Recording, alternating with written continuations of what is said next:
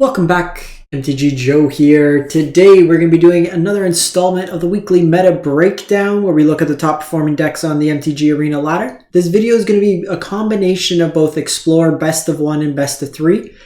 We have some stats for Best of 1. We're still getting some of the new cards coming in. For Best of 3, we haven't gotten a full population in terms of like minimum cap of games. So usually it's 100 games played with a unique deck from Untapped. But I have a bunch of deck lists that at least provide some ideas of what new cards are being used for in shells. So I'm going to share those lists. With the best of 3 decks, obviously I can't say this deck's at X% win rate, but it's to give you an idea, at least give you some kind of view in terms of what cards are being played. So we had the Pioneer Pro Tour this past weekend. It was won by Reed Duke and Is It Creativity. Now, the creativity targets of Xenagos and Worldspine Worm aren't on the platform, so we don't have those to combo into, but there's another kind of creativity infinite combo that we can look at. We're also getting spoilers on Tuesday for Shadows over Innistrad Remastered, which will introduce a bunch of Pioneer legal cards to the platform to hopefully help supplement. But we're going to jump into it. As always, we get the data that you see on the screen from Untapped GG, companion tool that runs alongside Arena client. Tracks win rates, loss rates, whole bunch of deck collection and sync features. That link is in the video description if you want to get started today with them. As well, I'll paste all these deck lists. I'll put a timestamp from, we're going to start with best of 1. I'll put a timestamp when best of 3 starts if you just want to jump to best of 3. So you can take a look like that. And as always, if you haven't done so already, hit the subscribe button. It's free, it's easy, it helps out the channel. We're trying to hit 10,000 subs by June. We're almost at 7,500, so we're 3/4 of the way there. Helps out a lot the channel if you can do so, and at the very least like and drop a comment also helps out the channel. So jumping into it, best of 1 we haven't, so we're looking Feb 7th to the 20th, so 13 days of data, platinum to mythic, 47,000 games played of Explore, and the top performing deck is Boros Heroic. These stats look a little weird. Why is it not refreshing? Come on. Okay, so 59%. A little weird there. Might have been caught on the date change. So 59% win rate for Boros, and this deck's largely unchanged from the previous meta. This is a deck that's going to be using prowess style abilities, so you want to target your own effects to put counters. So 10th District Legionnaire gets bigger when you target it and gets you to scry. You have things like Hopeful Initiate that gets bigger and prevents all damage that will be dealt this turn. Prowess on the Monastery Swiftspear. You have Illuminator Virtuoso that gets double strike and connive to get bigger.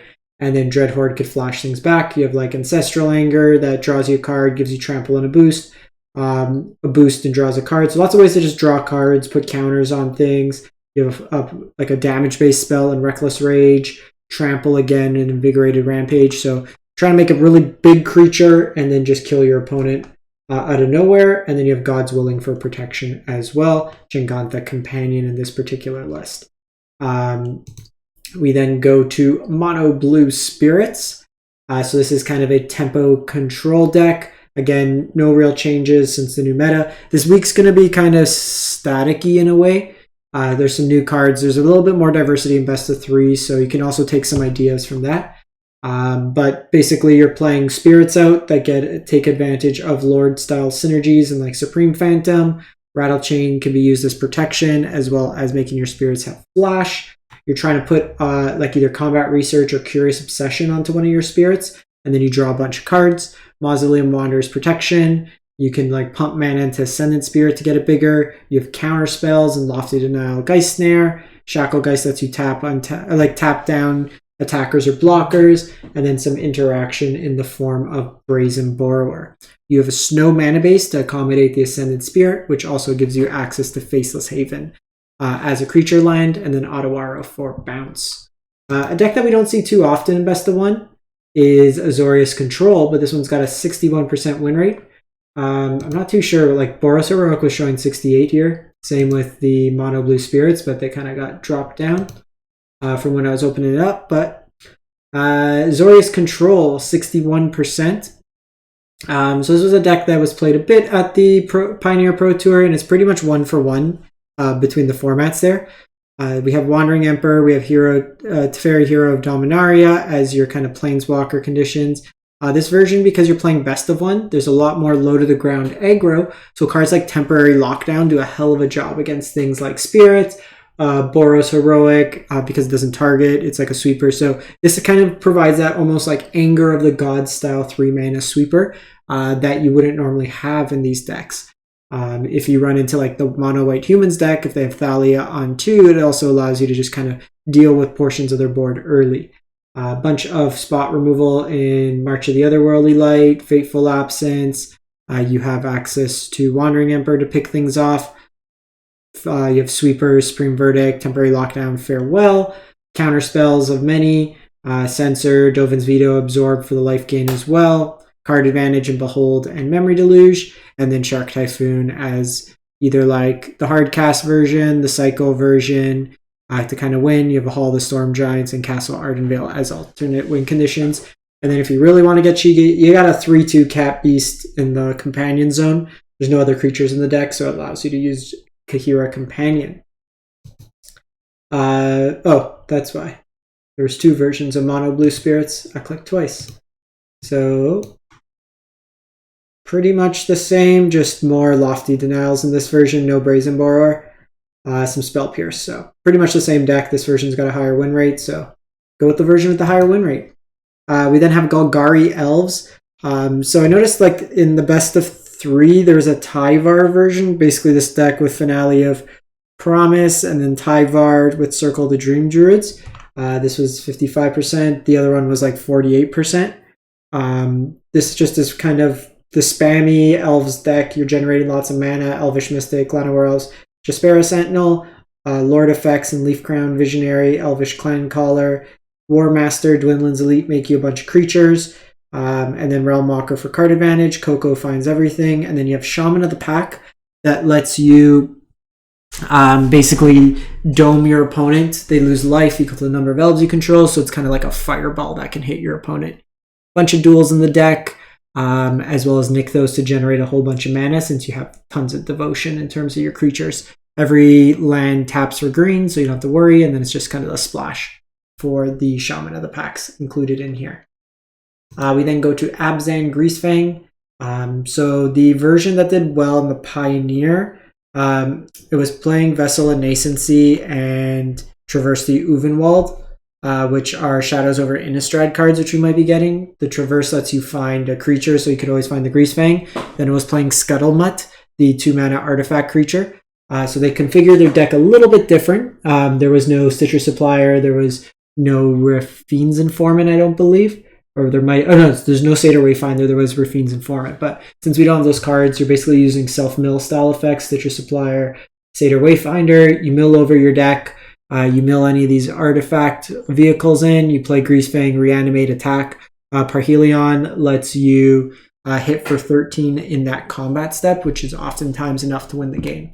The real kind of addition to this deck right now is this deck hasn't done it yet, but you can probably get rid of some of the pathways and just play more of we have the green-white fast land now, so you can play that. So similar to Concealed Courtyard, Blooming Marsh, you can play that. Most of the time the deck's going to be curving out 3-4 mana, so having those additional kind of dual sources allows you to hit some of these multicolor mana requirements.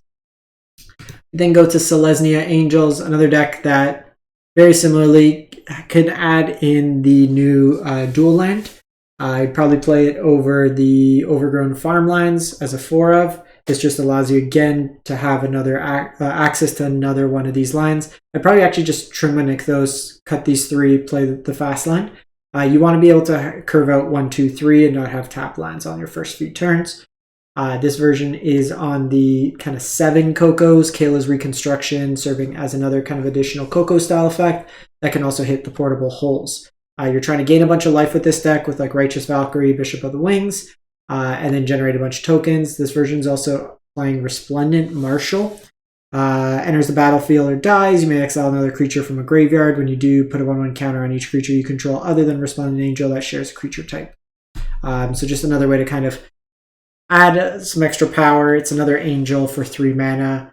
You can probably just play another Kayla's if you want. This card's not usually played. If you have one, try it out. I wouldn't spend the rare mythic wild card on it if you don't. And then Skyclave Apparition just has some catch-all removal in the deck. First kind of newish deck, Mono Black Devotion. It's 54% win rate. So there is kind of a couple new cards that are introduced. Phyrexia Arena draws you cards, gains you some life. You have Phyrexia Obliterator. If your opponent tries to deal some damage to it, they're going to be in for a bad time. You got Meat Hooks in here. Thoughtseize, Fatal Push, Warlock class provide some card advantage in terms of a devotion kind of enabler. Murderous Ayara for kind of card advantage and life gain, and then you're trying to win with Grey Merchant of Asphodel, in addition to kind of any of these other effects to kind of go over the top. I think I would probably not play Liliana in this deck and play more early removal. You're going to have a hard time against some of these creature-based decks, especially like Spirits. You're trying to drop big things. Angels flies over these things, so you're going to want more removal. To be honest, you're probably better off shifting this build to being a little bit more controlling. You can still have things like Phyrexia Arena, the Warlock class, but having something like Ritual of Soot could help too. A lot of these decks, they're collected company-based decks, so hitting them with the Soot hurts them quite a bit. So I think there's ways you could kind of build this, but this version you're kind of stuck in the middle ground where you're not fast enough for some decks and you're also going to get overrun against some of the other kind of decks in the format. Mono Green is probably going to be played, like the Mono Green Devotion deck will be played probably quite a bit in Best of 1. It had like a 49% win rate. It's more of a Best of 3 deck. In Best of 1, the meta tends to be more aggressive. So it's not the best deck for this particular format, generally. While it can win, you're generally going into more aggressive kind of formats where people could get under you and you don't really interact. The Angels matchup can be kind of tough as well. So you're going to see Angels more in Best of 1 than you would in Best of 3. So then going to Best of 3. The kind of top performing deck, the only one we have stats for right now, is Mono White Human Aggro. And this is kind of a port of the version that got top 4 in the Pro Tour. And the big kind of addition to this deck is Ossification. So instead of Brave the Elements, you're now playing a permanent in terms of Ossification that can deal with Planeswalkers or creatures. So this is a nice answer to Sheoldred, basically any type of creature like that. Lets you push through that damage. You have now 8 removal spells in the main. You're playing a lot of basics, so this is something that's easily enabled. You're also playing Skrelv here that gives your creatures protection from removal, as well as giving you kind of unblockable in a way. If they have only one color creature, you can give like your Adeline if you have a big board, or anything that gets buffed with like Thalia's Lieutenant over time, stuff like that. It's a human tribal deck, putting counters on things, a lot of human synergies, and a lot of just useful utility lands mixed into here as well. Sideboard, Portable Hole as removal, Guardian of Faith versus like sweeper decks, you can face them out. Redain versus like the big mana decks, good against like mono green, stuff like that. The backside is also very good against things like Rakdos Sacrifice, because they have to pay a mana every time they want to ping you. That deck's usually pretty tight on mana, so it's a good way like that. Sword of Forge and Frontier, basically against the mono red decks, the Gruul Vehicle decks, stuff like that, gives you protection in a way. It also provides card advantage in those particular matchups. Wedding Announcement's very good against the Rakdos or kind of control-based matchups. So again, these are decks now that it gives you an idea, but it doesn't have a clear win rate right now associated. So this is the Is It Creativity deck. This is basically the deck that Reed Duke, as well as like Gabriel Nassif and a bunch of others, played at the Pro Tour. It's the winning deck. The main difference is the win condition. So the deck at the Pro Tour is playing Xenagos, God of Revels, and Worldspine Worm. Worldspine Worm is a 15/15 trample that when it dies, you get 3 5/5s, and if it were to be put into your graveyard, you get to shuffle it back in. Xenagos doubles a creature's power and gives it haste, so you get to hit your opponent for 30 trample damage. The combo here is the Locust God and Sage of the Falls. Both these creatures enter the battlefield. Sage of the Falls triggers, lets you draw a card. You draw a card. The Locust God creates a 1/1 haste insect with flying. the creature under the battlefield triggers Sage of the Falls. You get to draw every card into your deck, and then you get to attack your opponent. Now, the thing is with this here, you can only basically output the amount of damage equal to the number of cards in your deck. If there's something like a Narset on your opponent's side of the field, you can't win. If they're, like with the combo, if your opponent has Shieldred, you just die because you can't win through the combo. You need to do creativity for 3 and then target their Shieldred as well in terms of the combo itself. So it's a little bit more fragile in that regard there. These are also easier to interact with creatures. Kind of played into that. But otherwise, it's an Is It Control Shell. Post board, you get access to Hullbreaker Horror, a whole bunch of removal. You can go up to 4 Shark Typhoons, and then just kind of play Is It Control in that regard. There's Gruul Vehicles, Gruul Midrange. So there's a couple different versions of this deck. This is one example, but there are the versions that are playing a Giganta Companion. There's the versions that are playing Werewolf Pack Leader in the main. You should probably be playing 8 Elves on one of the bigger payoffs in the deck. 4 Bone Crusher. You know, I don't like this version. There was another version of the deck. Sorry, we're on the fly. I'm taking a better look now, and I just don't like where that one's at. I should have seen the extra elf or not. There's like a ton of these elves decks. Why are you all so terribly situated?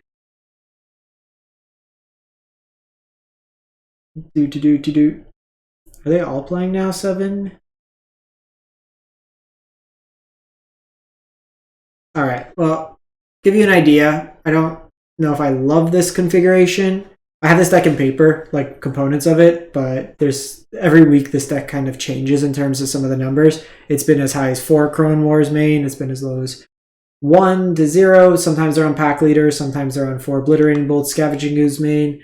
They've playing 1 to 2 Hajar's main at times. This is really good because your vehicles are all legendary, so you can sacrifice it to protect your vehicles. We're seeing the Embercleave's main as well to push through extra damage. Bone Crusher Giant, Lovestruck Beast. You have your Haste package with Reckless Stormseeker. Chariot, kind of Sky Sovereign on your top end. Copperline Gorge was another addition to the deck that really helps smooth out the mana base. I literally just got my full arts in the mail today.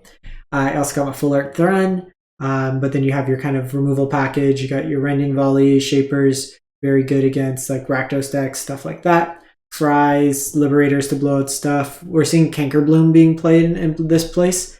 Cankerbloom can allow you to proliferate, to kind of get ahead on sagas if you need to. You don't really have planeswalkers other than the Chandra, so it doesn't make too much of a difference. Cankerbloom's bigger body. This plays nicer in the day-night cycle, though. However, you only have one kind of day-night enabler, kind of playing into there. Ooze for Graveyard Hate, heavy removal decks. You have Hazoret mixed into there, and then a Crone Wars to steal some of the bigger stuff. Rakdos Midrange, this is another kind of powerful deck. Again, there's a lot of variations in terms of this. We've seen Blackleaf Cliffs in here. Kind of just highlighting the removal package chain. We're seeing 2 Shieldred's Edict in here. More flexible answer to being able to also hit Planeswalkers in the main. Powerwood Kill, Reckoner Bankbuster, some Misery Shadows mixed into here. So usually with the Rakdos, you'll see kind of configurations here and there. The big addition is just kind of this sweeper package in the side, just being able to better hit things like Angels and stuff like that out of the sideboard.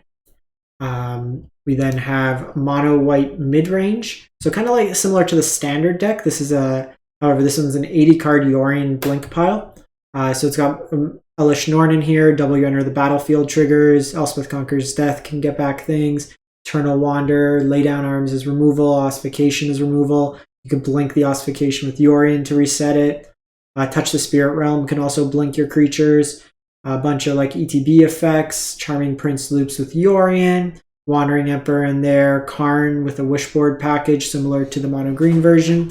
Then just a bunch of kind of blowing up lands. You got Nykthos in here. So just kind of a big white heavy blink kind of deck. So this deck's got a lot of utility artifacts. A new one that could probably see some play in mono green potentially as well is Soulless Jailer. So permanent cards and graveyards can't enter the battlefield. so it shuts off Grease Fang, and then players can't cast non-creature spells from graveyards or exiles, so just another way to kind of tax your opponent. Annex Sentry is another kind of cheaper removal spell that can be tutored since it's an artifact creature, so another kind of interesting way there. Cataclysmic Gearhulk is a way to kind of blow up your opponents. If they go wide, you can kind of pick them apart in that regard. Dawnbringer Cleric, just another blink target in here. So this is kind of the one of sideboard. So if you don't like sideboarding, pretty much the only consideration you have is Portable Hole and Dawnbringer Cleric, something you want in the matchup. This can also be tutored for, but that's pretty much it in terms of your sideboard. And then lastly, mono red aggro. So we got Eidolon of the Great Revels, some Kari Zevs in there. So this is the more creature-focused version of the deck. You got Burn Spells and Play with Fire and Lightning Strike, Torbran in here, and then your sideboard, you got stuff like Rending Volley, Burning Hands, Whirling Vortex. I've seen some of them play. There's a variety of different 3 mana deal 5 damage to a creature. If you're seeing a lot of Rakdos decks, Shieldra decks, stuff like that, you want to have a 5 damage removal spell. You can slot that in as well. I like having Chandra as post board, especially against Control if you're seeing that a lot, or the Rakdos matchup. Just a grindy, it allows you to kind of grind out a little bit more and get some utility out of your like against Farewell deck, for example, stuff like that. It's very good. So that's it for the week. Let me know what you've been playing and explore, what you've been enjoying. And as soon as we get hopefully a larger data set, we can start introducing some new decks and stuff like that. Thanks for watching, everyone. Hope you have a great one and stay safe out there.